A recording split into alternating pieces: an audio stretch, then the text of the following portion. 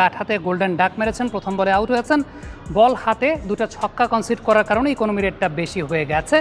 Otherwise বেশ কিছু বল করেছেন সাকিব, যেগুলো আসলে পুরনো সাকিব আল হাসানের বোলিংয়ের ঝলক আমরা দেখতে পেয়েছি। তবে সব কিছু ছাপিয়ে আলোচনার বিষয়বস্তুর জায়গাটা ছিল অ্যাকশনটা সাকিব আল হাসান কতটুকু অ্যাকুরেট করতে পেরেছেন বা কতটুকু অ্যাকুরেসি মেনটেন করে সাকিব বোলিং করেছেন। প্রথমে একটা বিষয় বলে দিই, সেটা হচ্ছে যে এটার মেজারমেন্টটা আমরা আসলে বুঝবো কীভাবে বা কোনো একটা অ্যাকশন সাসপেক্টেড কিনা বুঝবো কীভাবে। ঠিক এই পার্টিকুলার পজিশনটায় যদি হাত একটু বাঁকানো চাকানো থাকে তখন আমরা সেটাকে বুঝি যে আলটিমেটলি অ্যাকশনের প্রবলেম আছে। কাউন্টি ক্রিকেটের সময় সাকিবের বোলিংয়ে যে প্রবলেমটা হয়েছিল তার সঙ্গে কালকে সাকিব যে বোলিংটা করেছেন, আমরা যদি এই পজিশনটায় সাকিবের হাতের অবস্থানটা একটু লক্ষ্য করে দেখে খেয়াল করে দেখবেন, কাউন্টি ক্রিকেটের সময়টাতে ওই পার্টিকুলার পজিশনটাতে হাতের অ্যালাইনমেন্টটা কিন্তু স্ট্রেইট ছিল না, একটু বাঁকানো ছিল, যেটা একটা সাসপেক্টেড বোলিং অ্যাকশন ছিল। পরবর্তী সময়ে দেখা গেছে যে সেটা 25, 26, 27 ডিগ্রির মতো সেটা হাত কোনোই বাঁকিয়েছিল। কিন্তু পরবর্তীতে সাকিব যখন লাস্ট যে পরীক্ষাটা দিয়েছেন সেখানে ম্যাক্সিমাম বলই ছিল তার 10 ডিগ্রির নিচে। সো সাকিবের বোলিং অ্যাকশনটা আপনি এই জায়গাটায় দেখেই বুঝতে পারছেন যে একদম ভেরি মাচ অ্যাকুরেট, একদম শার্প। এর চাইতে অ্যাকুরেট অ্যাকশন এখন যে অ্যাকশনে বোলিং করছেন এর চাইতে অ্যাকুরেট অ্যাকশন আসলে আর হতে পারে না। এবং দুটোকে আপনারা কম্পেয়ার করে পার্থক্যের জায়গাটা দেখে আসলে বুঝতে পারছেন যে তার বোলিং অ্যাকশনের জায়গাটার পরিবর্তনটা তিনি করেছেন, বা যে ত্রুটিটা দেখা গিয়েছিল, যে ত্রুটিটা সেই সময় দেখা গিয়েছিল সেই ত্রুটিটাকে তিনি রেকটিফাই করতে সক্ষম হয়েছেন।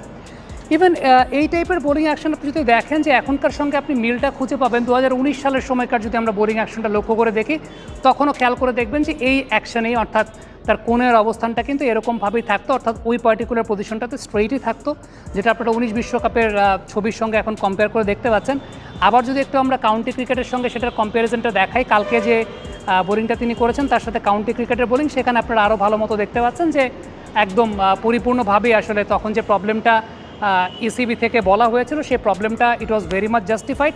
সাকিব নিজেও বুঝতে পেরেছিলেন যে একটা প্রবলেম আছে, বাট সেটাকে তিনি রেকটিফাই করতে পেরেছেন এবং রেকটিফাই করে তিনি লাহোর কালান্দার্সের হয়ে কামব্যাক করেছেন। ওয়ালটন আবারও মিলিয়নিয়ার অফারে ওয়ালটন ফ্রিজ কিনে আপনিও হয়ে যেতে পারেন মিলিয়নিয়ার। এখন যে ম্যাচ বাকি আছে লাহোর কালান্দার্সের, সাকিব আল হাসানের কাছ থেকে এক্সপেক্টেড পারফরমেন্সটা অবশ্যই তার ভক্ত যারা আছেন তারা তো ভালোই করেন যে তিনি ভালো পারফর্ম করবেন। এবং সাকিব আসলে এমন একজন বোলার, আমি ব্যাটিংয়ের কথাটা তো এই মুহূর্তে আসলে বলতে পারবো না, কারণ ওই আইসাইটের প্রবলেমটা এখন কত দূর আছে কী আছে সেটা তো আর আমরা জানি না। বাট অ্যাজ আ বোলার আমার কাছে মনে হচ্ছে সাকিব আল হাসানকে কামব্যাক করতে খুব বেশি সময় লাগবে না। আপনি ওই যে লুজ ডেলিভারি যে কয়টা হয়েছে, যে দুটো বল ছক্কা খেয়েছেন, একটা অনেক বেশি পিছনে একটা অনেক বেশি সামনে, লুজ ডেলিভারি, বাট এটা থেকে কামব্যাক করা সাকিব আল হাসানের জন্য খুব কঠিন কোনো ব্যাপার না, কারণ বোলিংটা সাকিব আল হাসানের it's very much natural, it's very much accurate এবং সবসময় রাইট অন দ্য মানি।